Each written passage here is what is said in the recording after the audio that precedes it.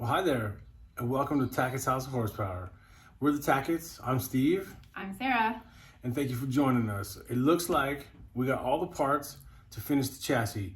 May even get the engine and tranny in, so stay tuned.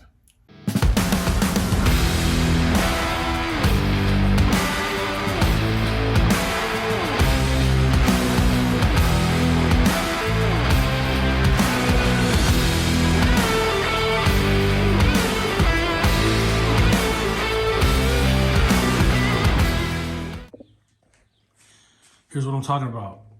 I've got brake lines, rear shocks, all the stuff for the rear brakes.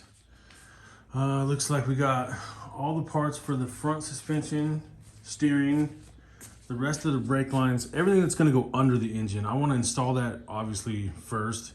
The brake line especially that goes underneath, and the steering components and stuff. It's a lot easier to work on it without the engine and tranny and headers in the way. So we'll do that first. We'll get the rest of the steering and brake lines ran all down the side. I got all the clips and everything. I even got a fancy cross member. Look at that guy. Those are pretty cool. So hopefully all this will go in today as far as engine, transmission, headers, all this assembled. That's the plan anyways.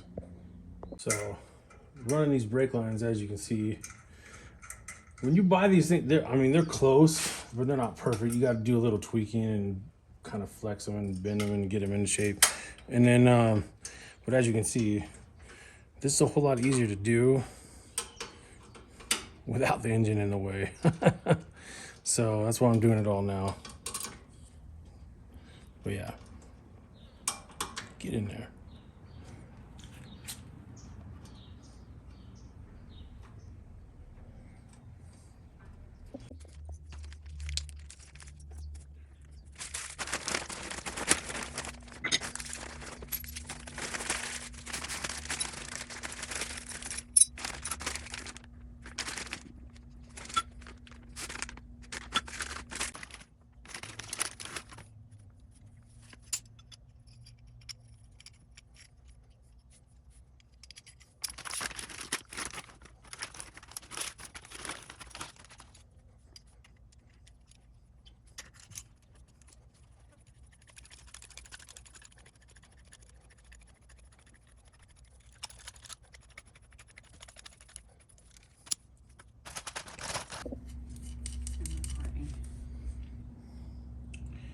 So I'm just kind of hand assembling everything loose.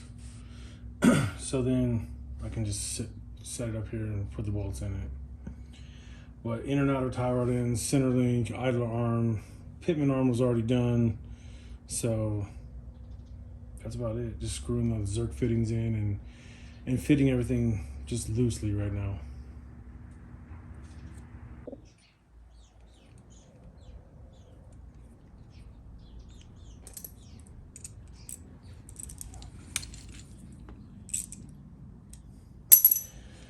Zerk fittings in.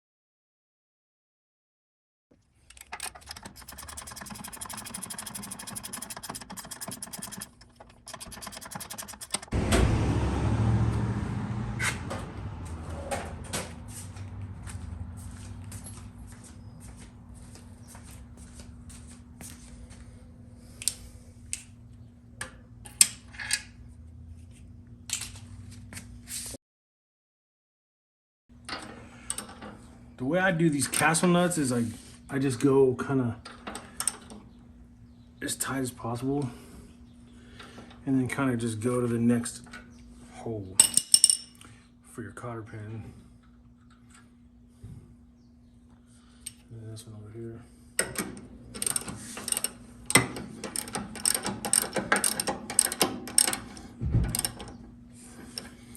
You don't have to go super, super tight, just pretty tight. And then get it to the next available. So right now it's blocking the hole.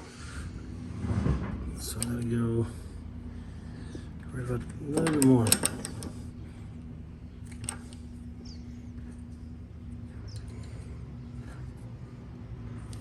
Nope.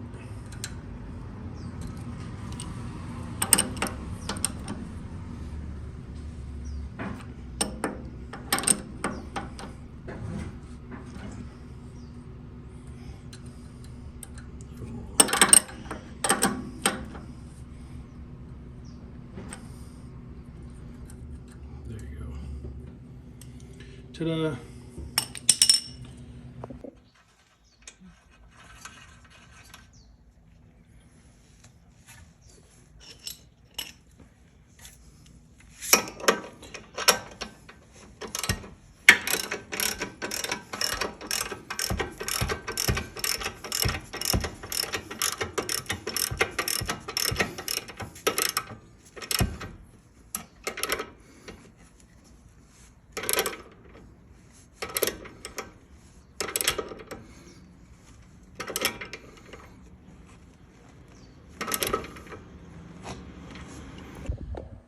Okay, well, we got steering.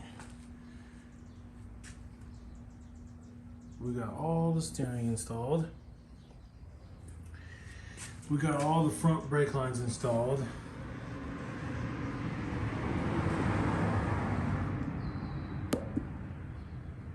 And now what I want to do is I'm going to bring this thing out into the driveway, turn it around and bring it back in nose first. And then we're going to start putting the engine and transmission in. So here we go.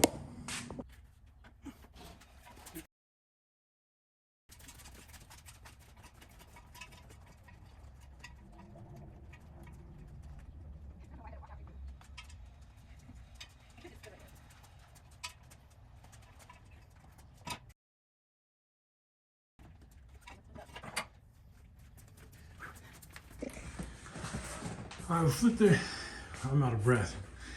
I flipped the frame around, and then Sarah's gonna pull the engine out. I need you to pull the engine out, roll it over here, roll it in this general area, and go ahead and take the carburetor off. And we're going to install this guy right here. Put that on there.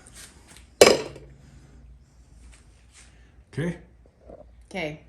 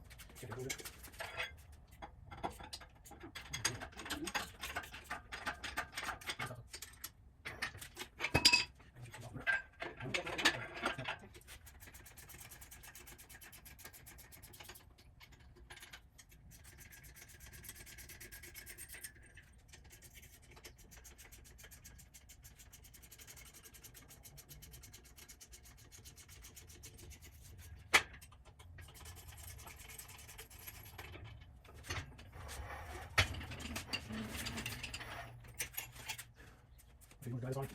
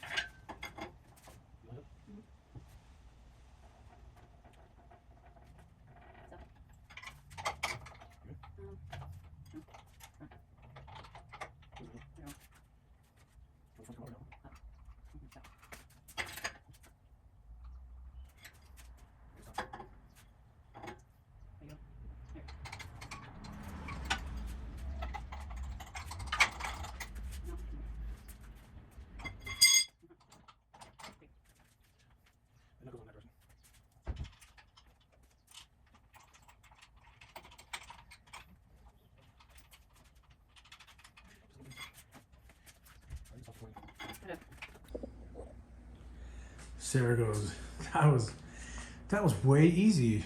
I'm like, yeah, it's pretty easy when the rest of the car is missing. So setting the engine in on the engine mounts are pretty simple. Everything's loose right now. It's just sitting here. Next, we'll get the transmission, jack it up and stick it on there. The trick to that is the torque converter. I'll show you how to make sure your torque converter is all the way seated before you start tightening up the bell housing, because that can cause a big problem. And we don't want to destroy the transmission, so let's try to avoid that. All right, the transmission is in position. So what we got to do is slide the torque converter in, and on a torque converter, you'll notice these little ears, these little slots. They fit into 2 ears inside the pump of the transmission. So you need to make sure that you get it all the way seated onto those ears. If those ears don't go into those slots and you start tightening up the bell housing, you're gonna ruin the transmission. So we'll make sure here I'll show you how to check it. Okay, so I like to, obviously this torque converter is used, so there's already fluid in it. But normally if it was a new converter, you'd put a couple quarts or a quart or so in the torque converter so you don't start it up dry. But this is already full of tranny fluid, so I don't have to worry about that. So I'm gonna pick it up and carefully slide it on. And then as I get it to engage into the transmission, I'll kind of wiggle it and twist and push. And you'll get it, that might have slid right, there it goes. That last little slide. Now, as I put this onto the engine now, this snout is gonna go into the back of the engine over here, okay? Now, as I tighten this up, I'm gonna spin the torque converter and make sure that it doesn't bind. If this thing binds up at all, as you put these, you go ahead and put these bolts in the bell housing, if this binds up at all, stop. Don't tighten anything. This thing should stay free spinning the whole time. If it doesn't, you are gonna cause a lot of damage to your transmission. So go forward.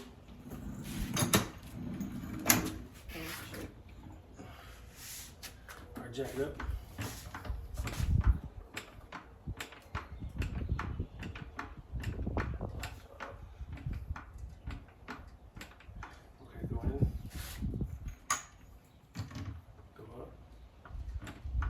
It's always the cracks in the driveway. Go, stop. Go in.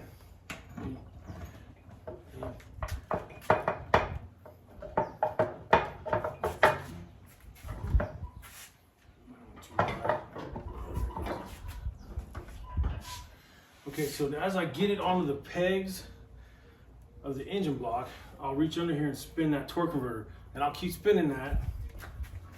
Hand me the bolts. we're basically on already. I can already tell it's good, but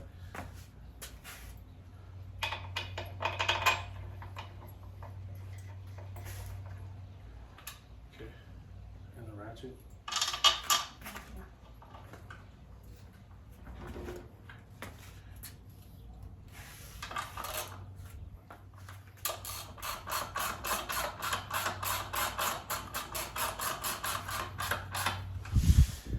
And then I'll just keep tightening it,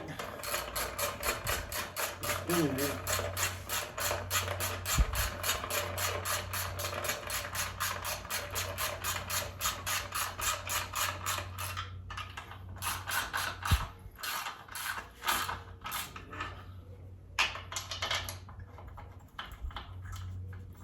These bolts might be too long.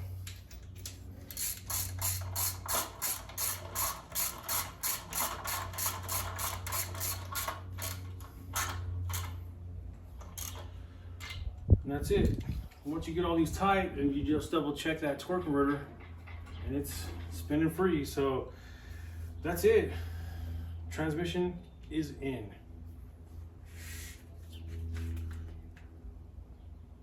All right, next up is the transmission mount. Made in America. Energy suspension, of course. So we'll go ahead and tuck this in there, if I can open it, and slide the cross member in, and then we'll be able to get the jack and the cherry picker out of here, and that's pretty much installed.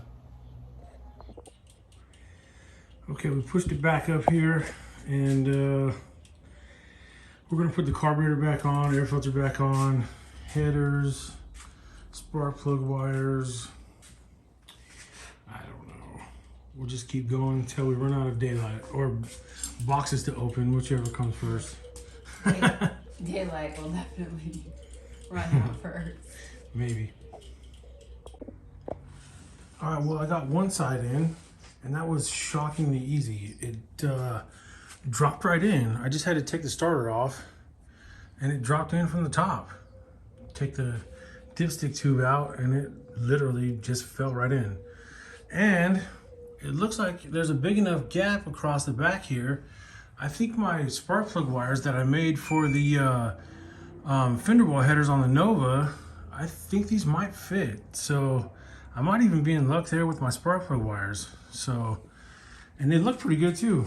So these Hedman headers ain't too bad.